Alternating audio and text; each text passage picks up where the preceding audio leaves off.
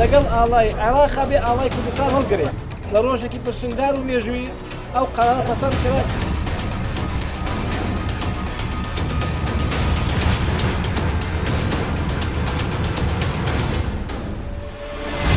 لە 28 سەی 2017 ئەنجومەنی پارێزگای کەرکووک بە زۆرینەی دەنگ بڕیاریدا لە تەنیشت ئاڵای عێراق بە شێوەیەکی فەرمی ئاڵای کوردستانیش لەسەر باڵەخانە فەرمیەکانی ئەم شارە هەڵبکرێت.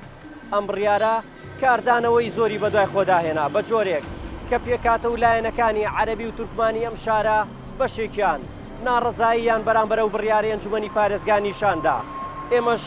لە مەڵقەی دیوی شاراوەدا بەدواداچوون دەکەین لەوبارەیەوە و دەمانەوێت ڕای خەڵکی شارەکە بزانین وە بزانین ئەو دەنگە ناڕەزایانەکێن کە لە بەرامبەر هەڵکردنی ئاڵای کوردستان ناڕەزایی دەردەبڕن. هەر لە دوای هەڵکردن و شەکانەوەی ئاڵای کوردستانیش کاردانەوەکان دەستی پێکرد. هەریەک لە سەرۆکی پەرلەمانی عێراق و وتەبێژی حکوومەتی عێراق بڕیارەکەیان بە نایاسایی و نادەستوری وەسف کرد. لە ناو شاری کەرکووکیش بەشێک لە پێکاتەی تورکمانەکانی شارەکە بۆ پیشاندانی ناڕەزایەتیان ئەنجامدا.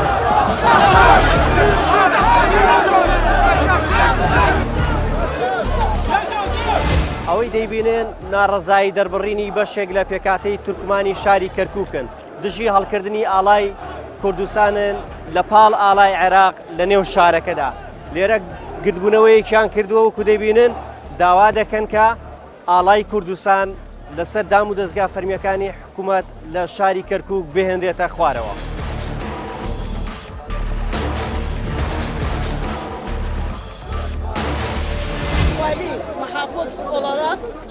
پێویستە پارێزگاری کەرکووک بێتە ئێرە و گوێ لە داواکاریەکانمان بگرێ. پارێزگا بڕیاری بەرزکردنەوەی ئاڵای کوردستانی داوە. ئێمە ڕێزمان بۆ ئەو ئاڵای هەیە بەڵام ئەو بڕیارە دەبێتەوەی ئاژاو و تێکدانی پێکەوە ژیان.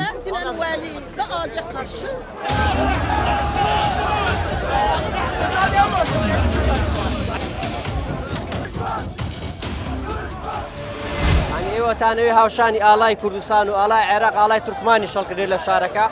کورد و تورکمان عەرەب مەچێ هەموویاڵێکی ئەوەندە هیچ نییە الحەمدولله. ئێمە هەموومان یەکە ئینشەڵڵا هیچ نابێ. ئەوە جەماعەت بۆچی عەسەبی بۆ ئەو سەیارات لێرە ئەوانە ئەزانی تەعەداکەوە تەعەدە نەبوو یعنی جەماعەت ئەوانە عەسەبی و ئینشەڵڵا هیچ نییە.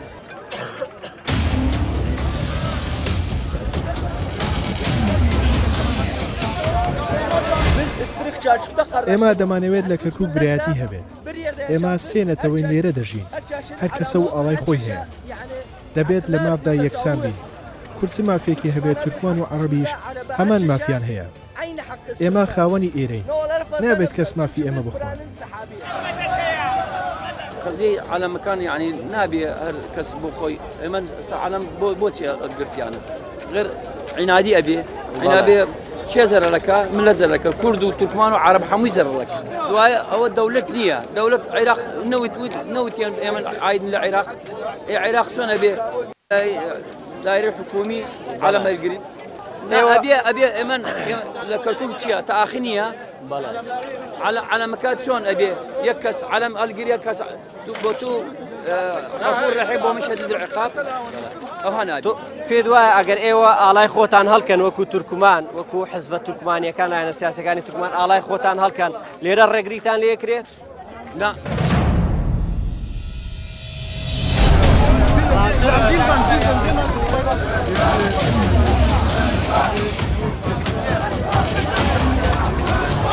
داواکاری ئێوە وەکو پێکاتی تورکمان ئەمڕۆ چی بوو؟ ئەمڕۆ تورکمانەکان مزاهرە دەرچوو لەبەر اعتراضێکیان بۆ قەرار ئینفرادی کراوە ئیدارە مەجلیس محافەظە لەبەرەوە ئێمە اعتراض ناکەین بۆ عالەمی کوردستان. ئێمە زۆر احترام کەین بۆ عالەمی کوردستان هەڵساوە لە حدود ئەقلیم کوردستان ئەوە قانون دستوریە بەقەرار دستورە. ئێمە هیچ مانعمان نییە لە کەرکووک شاری کەرکووک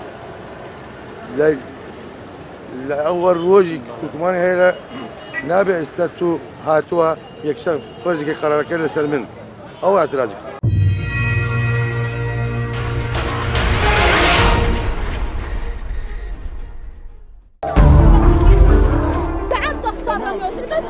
لە دوای خۆپیشاندانی لایەنگرانی بەرەی تورکمانی لە کەرکووک سەرۆکی بەرەی تورکمانی عێراق کۆنگرەیەکی ڕۆژنامەوانی ئەنجامدا و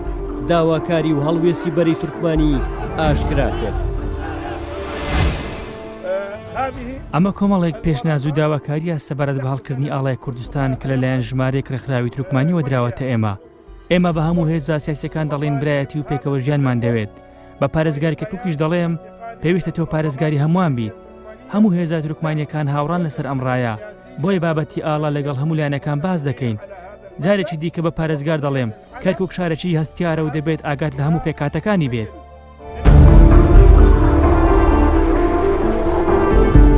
سەبارەت بە ناڕەزایی بەشێک لە عەرەبەکانی کەرکووکیش سەرۆکی کوتلەی عەرەبی لە ئەنجومەنی پارێزگای کەرکووک ڕای دەگەێنێت هەڵکردنی ئاڵای کوردستان لە کەرکووک پێویستی بەڕێکەوتن و گفتوگۆیی هەموو لایەنەکان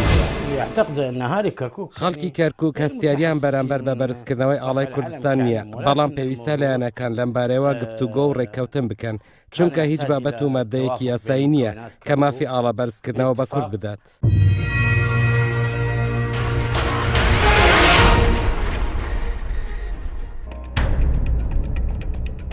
سەبارەت بە کاردانەوە و ناڕەزایەتی بەشێک لە تورکمان و عەرەبەکان دەچینە ئەنجومەنی پارێزگای کەرکووک و دەمەوێت لەو بارەیەوە ڕای سەرۆکی ئەنجومەنی پارێزگای کەرکووک وەربگرن. سەرەتا چوینە ئەو هۆڵەی کە تێیدا بڕیاری هەڵکردنی ئاڵای کوردستان درا بەڵام لە هۆڵەکەدا جگە لە ئاڵای عێراق هیچ ئاڵایەکی دیکە بوونی نەبوو. لە نێو هۆڵی ئەنجومەنی پارێزگای کەرکووکداین ئەو هۆڵەی کە بۆ یەکەم جار لێرە بڕیاری هەڵکردنی ئاڵای کوردستان هاوشانی ئاڵای عێراق لە دام دەستگاکانی شاری کەرکووک درا و پەسەند کرا بەڵام ئێستا دەیبینین لە دوامانەوە ئاڵای کوردستان نەماوە یاخۆت هەڵگیراوە. بۆیە سەرەتای پرسیارەکەم بەوە دەست پێ کرد بۆ ئاڵای کوردستان لادراوە. ئێمە لە بڕیارەکەی ئەکردمانە ئاستۆی جەنابی پارێزگار بەشی تەنفیزی کە ئاڵایەکی کۆلی یەک ڕنگ و یەک هینە بێ مۆدیل و ستایلە بێ بۆی ئەو مۆدیلە تامین کرد سەر هەموو دامەزگەکان ئەنجومەنی پارێزگاشی لەگەڵێ واتێسە هۆکاری نەمانی ئاڵای کوردستان لە هۆڵی ئەنجومەنی پارێزگا بۆ ئەو دەگەڕێتەوە. بەڵێ ئێستاکە دەدرێتە شەریکەیەک بۆی بتوانێت جوانترین ئاڵای کوردستان بە جوانترین ستایل ئەو کاتە بە تەنفیزکردنی جەنابی پارێزگار بە چاودێریکردنی ئەنجومەن بەسەر هەموو دامەزگا حکومەکاندا باشەکرێت. بەڵێ کاکڕێبار سەبارەت بە بڕیاری هەڵکردنی ئاڵای کوردستان لە سەردام و دەستگاکانی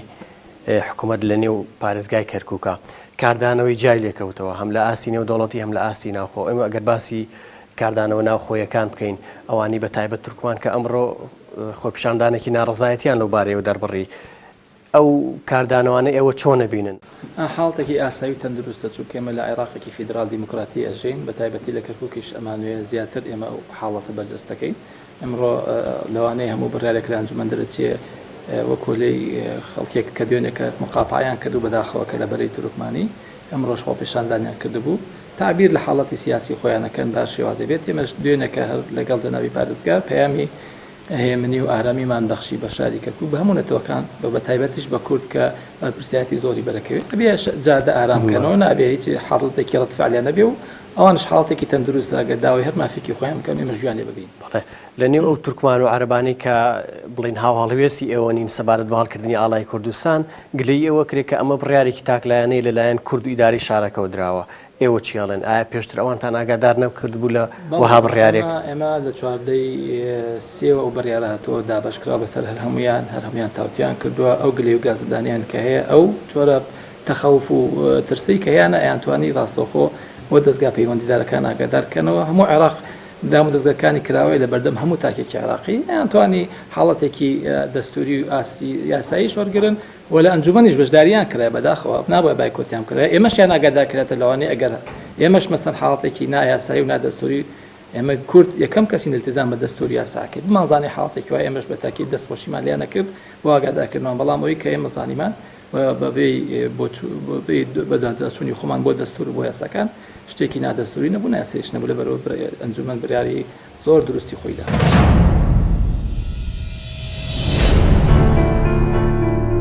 دەچمە یەکێک لە بازار و گەڕەکە کوردنشینەکانی کەرکووک دەمەوێت ڕای کوردانی شارەکە دەربارەی بڕیاری بە فەرمیێڵکردنی ئاڵای کوردستان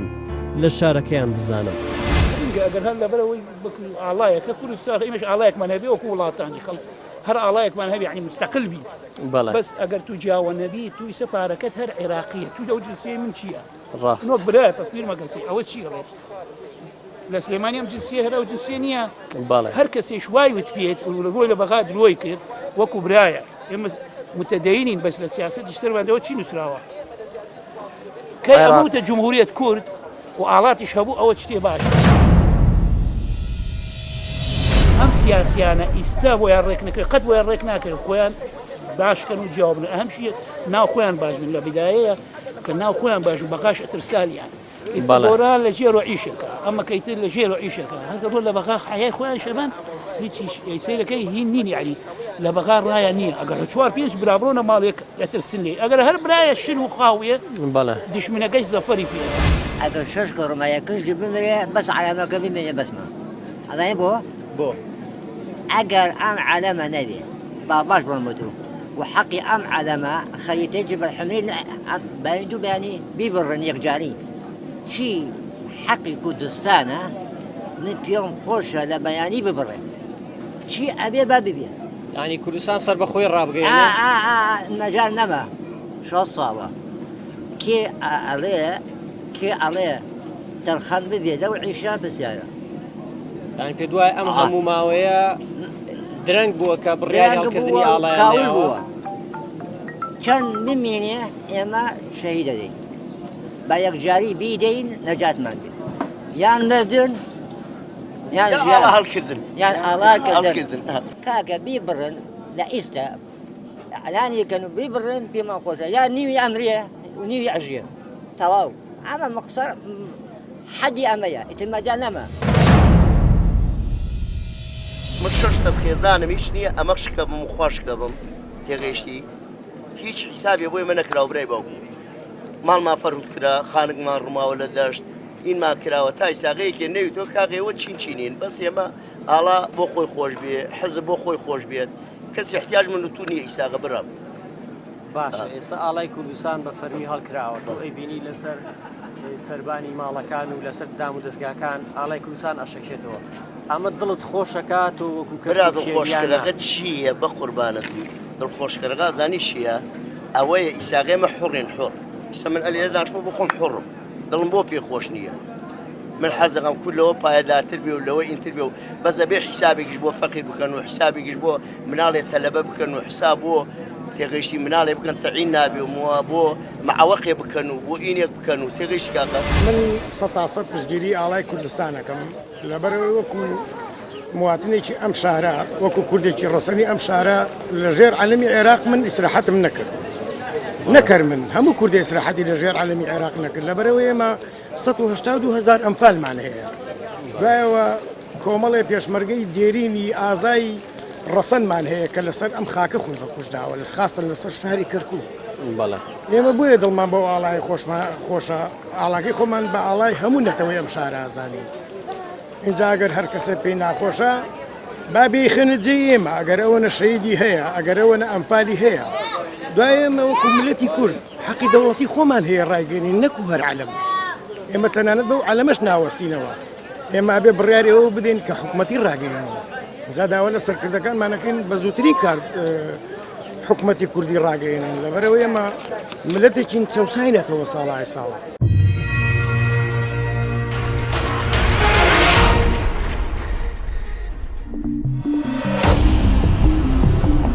هەڵکردنی ئاڵای کوردستان لە شاری کەرکووک وێڕای ناڕەزایی بەشێک لە تورکمان و عەرەبەکانی شارەکە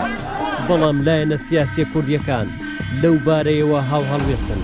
پارتی دیموکراتی کوردستان لەو بارەیەوە لە زاری جێگری سەرۆکی ئەنجومەنی سەرکردایەتی کەرکووک گەرمیان ڕای دەگەێنێ کە ئەوان ڕێز لە دەنگە ناڕازیەکان دەگرن بەڵام کەرکووک خاکی کوردستانە و دەبێت ئاڵای کوردستانیشی لێ هەڵبکرێت ژمارەی خەڵکن ئەو خەڵکانە ژێمە ڕێزیان لێ دەگریت و هەمیشە هەوڵشمان داوە هەوڵی برایەتیشمان داوە کە پێکەوە کار بکەین و ئەم شارە شاری هەمومان پێکەوە بەڕێوەی بەرین و ئەم وڵاتەش وڵاتی هەموو لایەکە کە کوردستانە ئاڵای کوردستانیش ئاڵای هەموو پێکاتەکانی ئەم وڵاتەیە لە هەولێریش و لە شوێنەکانی کەش تورکمان و عەرەبیش خەڵکی کەش هەنا مەسیحیش هەنا ئاڵای کوردستان هەڵدراوە زۆر بە ئاسانی ینی قبول کراوە بە دڵێکی فراوانەوە لێرەش دەبێت بە هەمان شێوە قبولیکردن چونکە ئەمە ئاڵای ئەم خاک و ئاوەیە هەر کەسێک کە تێیدا بژی دەبێت قبولی بکات. بۆچی خەڵکی تورکمان و عەرەبی دانیشتووی کەرکووک ناڕازین ئەو بڕیارە یا ئەتوانین بڵین ئەمە ناڕزایەتی خەڵکە عەرەب و تورکمانەکە یا لایەنە سیاسیەکانیان؟ هەمومان دەزانین کەرکووک جیاوازە لە شوێنەکانی کە و خەڵکانێکی کە زۆر دەتوانین بڵێم ئەجندای وڵاتانی دەوروبەریش لەم شارە هەیە حساباتی تایبەتی بۆ دەکرێت و دەتوانم بڵێم هۆکاریش گرنگ لەوانەیە خۆشمان بەشێک بین لەو هۆکاری کەم و کوڕیەکان کە نەمانتوانی بێ وەکو پێویست لەگەڵ ئەو لایەنانە گفتوگۆ بکەین بۆ ئەوەی کەوە قەناعەتێکی بەو شوێیان هەبێت کە ئاڵای کوردستان کە بەش بەو شوەیە کە هەڵکرێت قبوڵی قبول بکرێت. ئێوە لە قسەکانتان ئەوە دەرەکەوێت کە ئەو دەنگە ناڕازیانی کە هەن ئەجەندایەکی سیاسی دیاریکراویان لە پشتا دەتوانم بڵێم هەندێکیان ئەجەندای سیاسی خەڵکانی کە و مەرانی خەڵکی کەت جێبەجێ دەکەن بەڵام هەندێکیش هەیە عاتفیان ممکنە پێی ناخۆش بێ بەڵام ژمارەکەش ژمارەیەکی زیاد نییە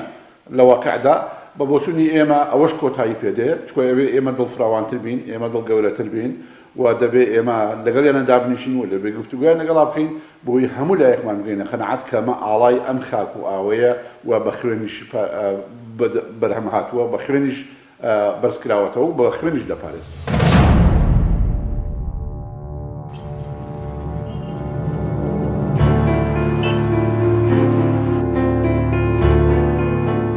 نەوەی گۆڕانیش لەبارەی هەڵکردنی ئاڵای کوردستان لە کەرکووک لەگەڵ پارتی هاوڕایە و تەنانەت پێی وایە کە ئەوە بڕیارێکی درەنگ وەختە و دەبوایە زووتر بدرایە. کاردانەوەکانی ئەو بڕیارەی ئەنجومەنی پارێزگای کەرکووک ئێوە چۆنە بینوە هەڵسەنگاندنان بۆ بڕیارەکە چۆنە بە بڕیارێکی دروستی زانان پشگیری دەکەنەوە؟ هەڵبەت ئێمەوەکو بزودنەوەی گۆڕان پشتیوانی لە هەموو هەنگاو ئاراستەیەکەین بە ئاراستەی کوردستانی بوونی کەرکووک و هەنگاوەکانی گەڕانەوەی کەرکووک بۆ سەر هەرێمی کوردستان سەبارەت بە هەڵکردنی ئاڵای کوردستان لەم کات و ساتەدا ئێمە پێمان وایە بڕیارێکی درەنگ وەختە بڕیارێکی باشە بەڵام درەنگ وەختە ئێمە پێمان وایە لایەنی کەم لە کۆتایی سیوێکی 2007 کاتێک کە سەقفی یاسایی مادەی 2000 ببورن مادەی 140 کۆتایی هات لە ساڵی 2007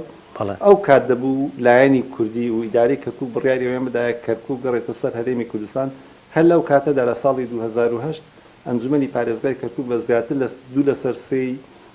دەنجی ئەنجومەن داوایان لە پەرلەمانی کوردستان کرد کە کەرکووک بڕێتە سەر هەرێمی کوردستان هاوشانی ئەو بڕیارە وای ئەنجومەنی پارێزگای کەرکووک ئەو بڕیارەشی ئەو کات بدایە ئێمە پێمان وایە ئێستا بڕیارە درەنگ وەختە هەرچەندێ بڕیارێکی باشە چکە کەرکووک شارێکی کوردستانیە هەموو لایەنە کوردستانەکانە بێ هەموو کارێک بکەن بۆی کەرکووک بگەڕێتە سەر هەرێمی کوردستان بێت بە بەشێک لە کوردستان. کاردانەوەی لایەنە نەیارەکانیش کاردانەوەیکی سروشتیە چکەێنە دەزانین تورکمان و عەرەب لە سەرەتاوە دژایەتیان کردووە بۆ جێبەجێکردنی مادەی 140 چکە مادەی 140 بەلایەنی کوردیەوە لەو پێناوە بووە کە کەرکووک گەڕێنێتە سەر هەرێمی کوردستان لە دواقۆناغیدا کە ڕاپرسیە.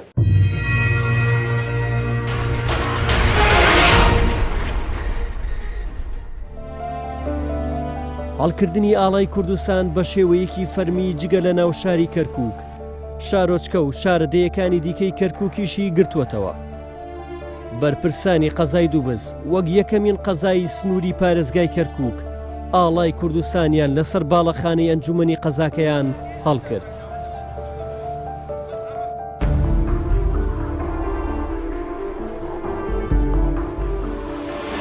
ئەمڕۆ پێم وایە بێ قەزای دووبز یەکەم قەزا بوو سەر بە پارێزگای کەرکووک کە ئاڵای کوردستانی تیا هەڵکرا بە شێوەیەکی فەرمی. ئەو بڕیارە خۆتان یاتانیا لەلایەن پارێزگارەوە داواتان لێکرابوو؟ نەخێر ئێمە هەم جێبەجێکردنی ئەو بڕیارایی کە جەنابیان داویانە دووەمیش ئێمە ئەم قەزای ئێمە ئەتوانم بڵێم لە هەموو شتێکا پێشەنگ بووە یەکەم قەزا بووە لەم سنوورەی ئێمەیە کە لە 63 یەکەم گوند لە قەزای ئێمەیە سووتێنراوە لەلایەن ئەو دەست پیسانەی کەوا لەم منتیقانە هەبوونا و هەموو کاتێکیش ویستویانە ئەم سنوورە جارێککە لەم زمانی ئێسایەکە داعشش ویسوێتی ئێرە مستاد ئیسێداف کاتن ئێرانە داگیر بکە بەڵام بە خوێنی ئەو شەهیدە قارەمانانە ئەو پێشمەرگە خۆڕاگرانەی لە بەرەکانی جەنگ نیانێشتوە شتانە بێ بۆیە ئێمە یەکەم شوێن بووینە بڕیارمان داوە کە ئاڵای کوردستان لێرە بەرز بکەین. بەڵێ لەلایەن پێکاتەکانی تری شارەکە ئێمە ئەزانین تورکمان و عەربیشی تێدایە پێشوازی لەم بڕیاری ئێوە کراوە یا هیچ ڕێگری و ناڕەزاییەک هەبوو لەو بارەوە نەخێریز نەبوو ئەوە بەچاوی خۆتان وازان بینیتان ئەو برایانە ئێمە هەمانە لە قایمەی لە ئەنجومەنی پارێزگای ئێمە ئەنجومەنی پارێزگای دووبست پێکاتوە لە کورد و عەرب و تورکمان و کرد و ئاشور وازام هەمویان بەشدارن هەم تورکمان حاضر بۆ هەم عەربیش حاضر بۆ لێرانە کەس لەو شتە نیگەران نییە لەبەرەوەی ئەوان بە مافێکی یعنی ڕەوای میلەتی کورد دەزانن کە ئەو ئاڵای هەڵبدرێت.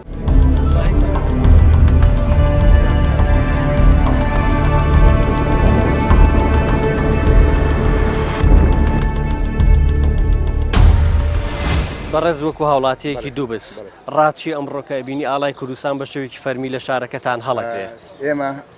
زۆر دڵخۆشن بەمە دەبایە 10 ساڵ پێش شتە بکرێت بەڵام تاخیریان کرد ئیسەر نییە وازین لەسەر دڵمانەوە ئەو دڵمان پێخۆشە وەکو پارتی لە دڵمان لێوهایە. بەڵێ ئەی وەکو ئاگاداروی پێکاتەکانی تر عەرب تورکمان کە لەم شارە ژین ئەوان هیچ ناڕەزایەکیان دەرمە بڕیوە پێکاتەکان عەرەبەکان ئێمە لەگە عەرەبە ڕێژین. بەڵێ کێشەمان نییە لەگە عەرەبەکان. بەڵێ عەرەبی ئەسلی ئێرە کێشەمان بەڵێ هیچ کێشێکمان نیە هەتا ئیسە گوێم لێنەوە کەس ناڕەزاوی. پێم وابێ بەڕێزت هاوڵاتێکی تورکمانی کە لە قەزای دووبست دانیشتی ئەمڕۆ ڕات چییە لەسەر ئەوەی کە ئاڵای کوردستان لە نێو شارەکەتان هەڵەکرێ بە شێوەیەکی فەرمی؟ ئاڵای کوردستان هیچ عیبی نییە پێش 10 ساڵ 15 ساڵ ئەم ئاڵای بواە. بەڵێ ئەسلی تورکمانیەمی بەڵێ پێمان گەلێ خۆشە ئاڵای کوردستانە هەڵداوە.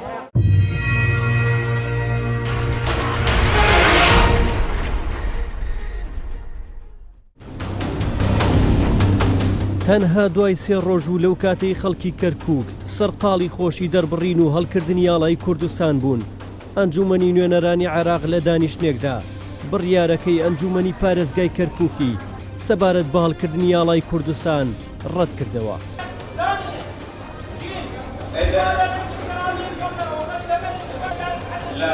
دیوی شاراوە لەم بارەیەوە بە دۆداچوونی کردو بۆ یەکەم جار زانیاری نەگوتراو لە سەرچاوەیەکی تایبەتەوە ئاشکرا دەکات بە پێی زانیاریەکان ڕێکەوتی 29 سەی 2017 واتە تەنها 1 ڕۆژ لە دوای بڕیارەکەی ئەنجومەنی پارێزگای کەرکووک شاندێکی بەری تورکمانی لەگەڵ باڵیۆزی تورکیا لە بەغدا کۆبوونەتەوە بۆ ڕۆژی دواتریش باڵیۆزی تورکیا لە بەغدا لەگەڵ سەلیم جبوری سەرۆکی پەرلەمانی عێراق لەبارەی پرسی هەڵکردنی ئاڵای کوردستان لە کەرکووک کۆبووەتەوە. بە پێی زانیاریەکان هەر هەمان ڕۆژ باڵیۆزی تورکیا لەگەڵ هەریەک لە ئاڵا تاڵەبانی و شوان داودی و ڕێبوار تەها و بێستون عادل لە لیستی یەکێتی لە پەرلەمانی عێراق کۆبووەتەوە بەڵام ناوەڕۆکی کۆبوونەوەکەیان ئاشکرا نەکراوە. دوای ئەو کۆبوونەوانەش هەردوو ئەندام پەرلەمانی تورکمانی حەسەن تۆران و نیازی ئۆغڵۆ هەستاون بە کۆکردنەوەی 171 واژۆ بۆ دانیشتنیکی پەرلەمان کە لە ئەنجامدا لە ڕێکەوتی 1/4/2017 لە دانیشتنێکی پەرلەمانی عێراقدا و بە ئامادەبوونی ئەو 171 ئەندام پەرلەمانە تیایدا بڕیاردرا تەنها ئاڵای عێراق لە کەرکووک هەڵبکرێت و ئاڵای کوردستان بهێنرێتە خوارەوە. بەڵام ئەو بڕیارە هیچ کاریگەریەکی لەسەر بڕیارەکەی ئەنجومەنی پارێزگای کەرکووک نەبوو. بەو پێی پارێزگاری کەرکووک هەر زوو وەڵامی بڕیارەکەی پەرلەمانی عێراقی دایەوە و ڕایگەیاند ئاڵای کوردستان هەر بە بەرزی دەمێنێتەوە. ئێمە بینیمان چۆن هەموو حیزبە سیاسیەکان لە بەغدا بە یەکەوە هەموو یەک هەڵوێستیان هەبوو بەرامبەر ئەو کارە نادەستوریەی کە لە پەرلەمانی عێراقا کرا و من ئەشمەوێت دڵنیاتان بکەمەوە ئەم ئاڵایە ئێمە هەر بەرز ئەمێنێتەوە.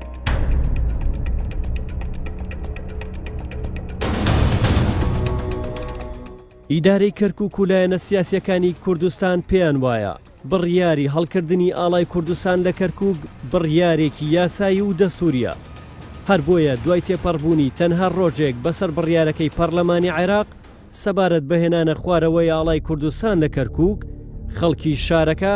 بە پێکاتە جیاوازەکانەوە وەک وەڵامێک بۆ حکوومەت و پەرلەمانی عێراق